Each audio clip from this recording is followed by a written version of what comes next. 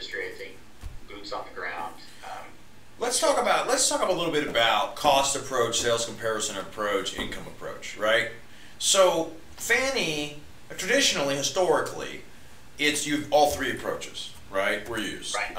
And then over time, it's basically been sales comparison approach, right? Yep. But well, and the use of app still requires you to consider all approaches and reconcile all approaches, no matter what the client wants, the Fannies and the Freddies. So you still have to go through that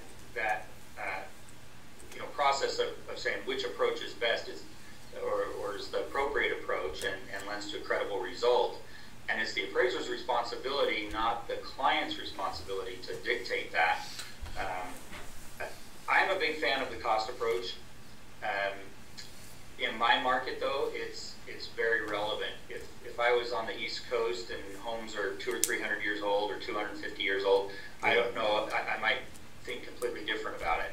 But in my market that I work in, a 120-year-old home is rare. Yeah, that's not. yeah, and it's funny because personal opinion, I think a lot of the crisis could have been avoided if, back 2003, 4, 5, 6, 7, if all three approaches were used, because it would have, when you're doing all three, right, there's a level of practicality. Right. Right. So this house is listed and sold for $550,000. So you've got 5 comps that sold for $550,000.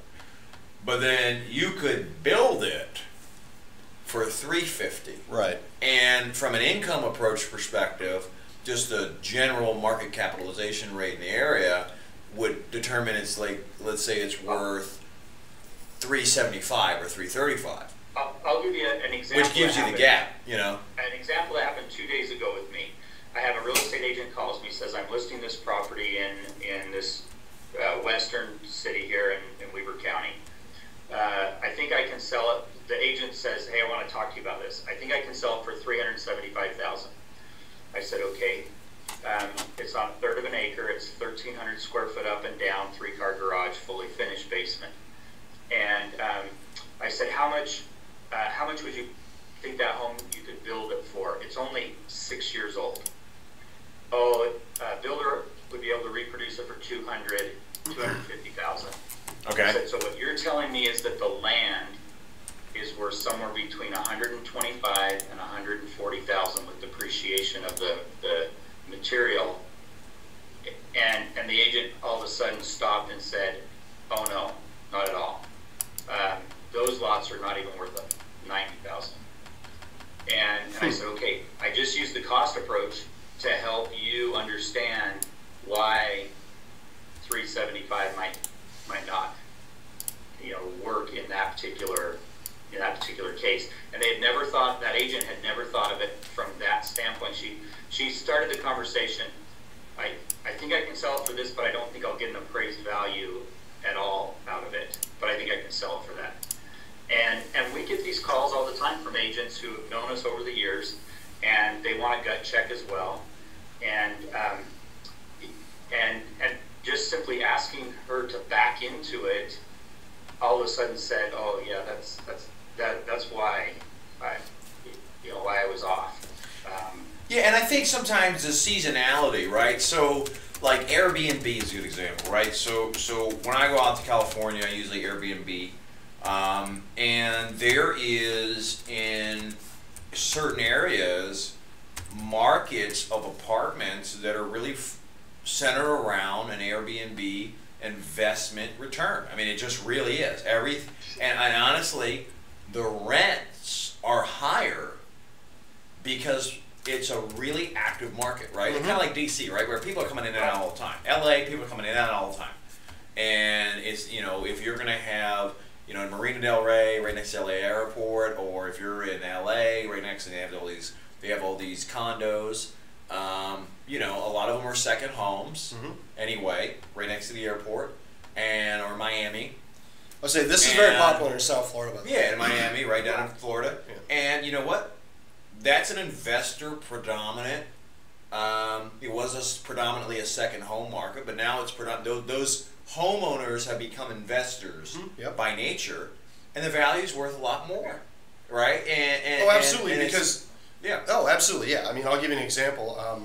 And so the sales comparison approach is not necessarily that relevant at that point. Well, you know what I mean? no. Again, in that case, and it's you're actually probably the income approach is probably a better indication, or at least should be given more influence in the decision, right? Exactly. Because again, an example for me personally, working in South Florida for so many years, Hollywood Beach. Now, before Airbnb ever existed, okay, I had a client that owned multiple multi-family homes in Hollywood Beach within like a mile or two of the beach.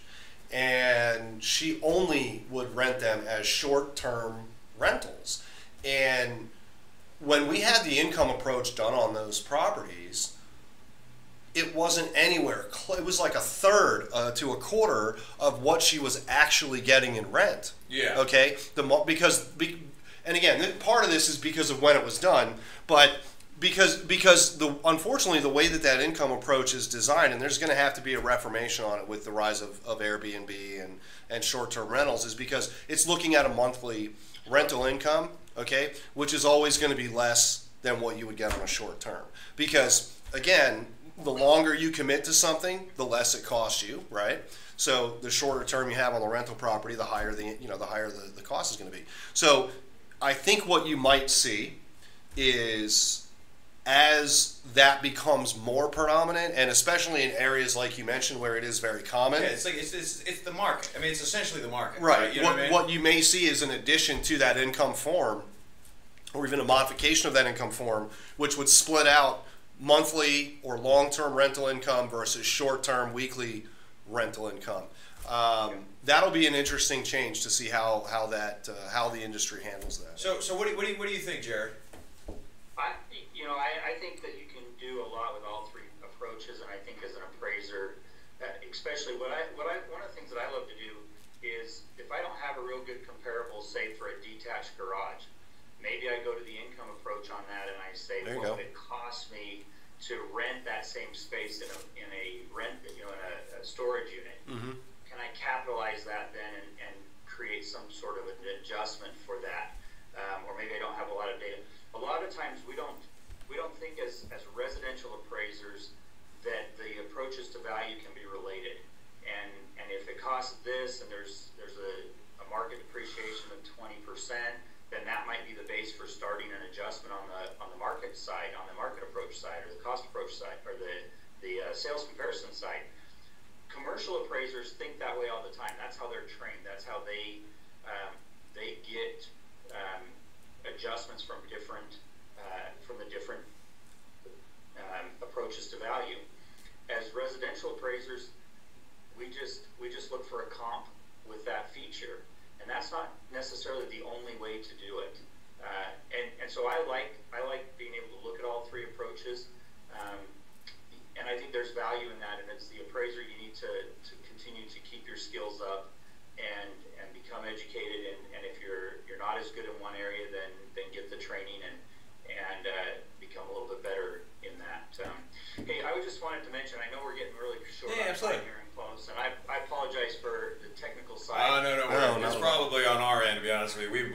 We've failed forward on this show, and I would love to be able to come on at a different time and show you the product and show your appraisers really where we save them. Yeah. 60 minutes a report.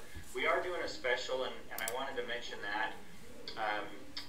Our regular price on DataMasters is $89 a month, and we're doing a special for $49 a month for the first 3 months.